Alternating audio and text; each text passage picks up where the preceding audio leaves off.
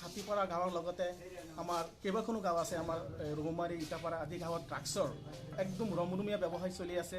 Drugs খোৱাৰ সংখ্যা দিনে দিনে বাঢ়ি গৈ আছে।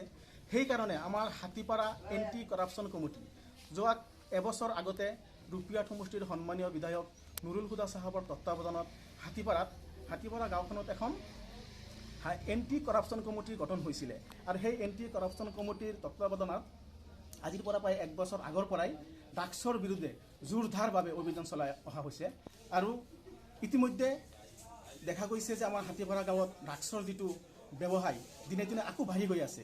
সেইকাৰণে আমাৰ হাতীপাৰা গাঁৱৰ যিটো এণ্টি কৰাপশ্যন কমিটি আছে সেই এণ্টি কৰাপশ্যন কমিটিৰ সৌজন্যত অহা এণ্টি কৰাপশ্যন কমিটি আৰু আমাৰ বিডিঅ পাৰ্টি যে আছে সেই দুয়োটা সংগঠনৰ সৌজন্যত অহা দেওবাৰ 24 তাৰিখ অহা দেওবাৰ 24 তাৰিখ দিনৰ 2 বজাত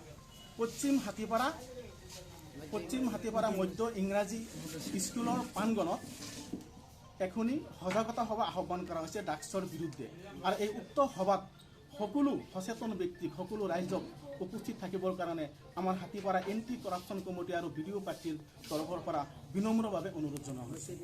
অতিথি হিচাপে উপস্থিত থাকিব আমাৰ ৰূপীয়াত সমষ্টিৰ জনপ্ৰিয় বিধায়ক নুৰুল হুদা চাহাব আৰু আমাৰ বিশিষ্ট যিসকল আমাৰ সচেতন ব্যক্তি আছে, শিক্ষিত যুৱক আছে, সেইসকলো থাকিব।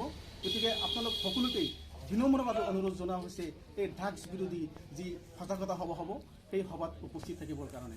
ধন্যবাদ।